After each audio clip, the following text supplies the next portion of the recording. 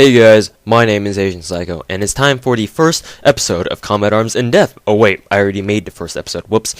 So what this will be is the complimentary part to the first episode because a few of you have pointed out some things that I realized would be a good idea to cover, plus things that I later thought of after uploading the first episode. So let's get into this.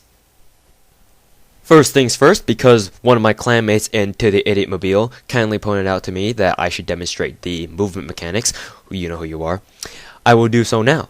The A, W, S, D keys are respectively to move left, forward, back, and right. This is standard among all first-person shooters on the PC, and if you use any other configuration that doesn't resemble the AWSD format, I will look at you with the same face as a sheep staring at you in Minecraft.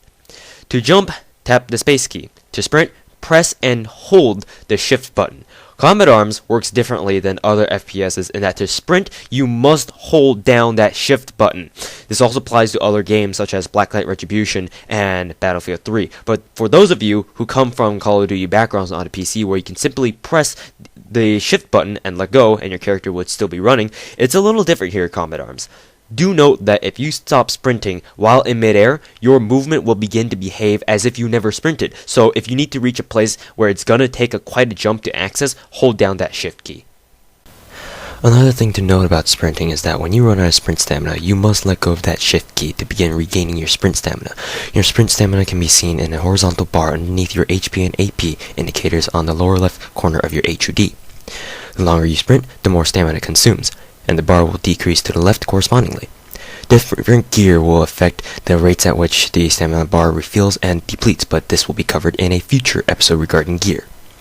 One thing to remember about sprinting is that sprinting will not activate if you strafe left or right. You can only sprint while you hold down the W key to move forward. Still, another aspect of sprinting you should keep in mind is the fact that when you are scoped in with any kind of optical sight that is, your character will actually use up sprint stamina if you happen to be holding down the shift key while strafing. This will not increase your movement speed while ADSing, so don't waste your sprint stamina aimlessly. To walk, press the default C key while moving around at walk. Walking will completely erase the sound of your footsteps and is faster than crouching, but it is an estimated 20% of your normal run speed, not your sprint speed.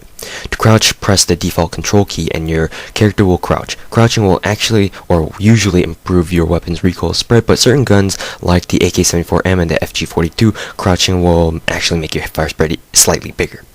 While crouching, your feet will also make no noise, but you will move extremely slowly. The walking feature also takes effect when you are scoped in. When you press C while scoped in, your feet will not make any noise, useful for strafing around on corners without detection. A glitch with crouching is that when you first press and hold the control key to maintain your crouching stance, your character won't actually be crouching as low as possible. Once you move around while crouching, you will notice that your character's height will go even lower. Why this is, go ask Nexon. So let's talk about a few tactics that are associated with the movement mechanics that Combat Arms allows. Bunnyhopping is a viable and partially reliable tactic you can use while in close quarter combat situations. If you are not yet familiar with the term bunnyhopping, it means jumping frequently to not only throw off your enemy's aim, but also to alter the firing pattern of your own weapon so that it can hopefully shift the bullets right onto your target. I say hopefully in quotations because when you jump, your weapon's spread immediately goes to maximum. Hence why I say bunnyhopping is strictly meant for CQC battles. Bunnyhopping and shooting at someone across the map would make as much sense as why there is a Californian law that forbids you from shooting whales while on horseback, and yes, there is such a law.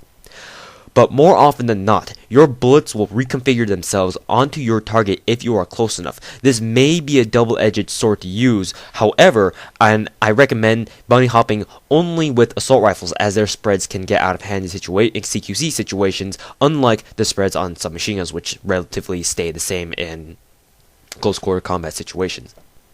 A widely known glitch concerning movement and in Combat Arms is called shifting.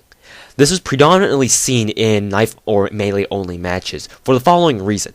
when you attack with a melee weapon and immediately push down the shift key to start sprinting, the animation of your attack will follow through, but the actual registration of the attack itself will not register until a short time after the animation has completely finished. What this means is that people can use the normally difficult to use heavy melee weapons like the GI shovel, the tomahawk, the ninjato, and the Don Pedro sword, among others, to seemingly one-shot people, but how this works will be covered in a future in-depth episode regarding melee weapons. Just know that shifting is a glitch, and that many people do exploit it despite the fact that nearly the entire Combat Arms community hates it. And if it turns out it isn't a glitch, well, why aren't you using it yet? Well guys, thanks for tuning in to a short complimentary episode on the Movement Mechanics episode. My name is Asian Psycho, aka ToSniper98, and I really hope that this episode was of use. In the next episode, we will now be jumping into the different game modes and types of combat arms, like I had promised in the first video. What may end up happening is that I will divide the episodes into into 3 or so parts, because I found that I surprisingly have a lot to say regarding these game types. Anyways, guys, thanks for watching, and I'll see you guys in the next episode.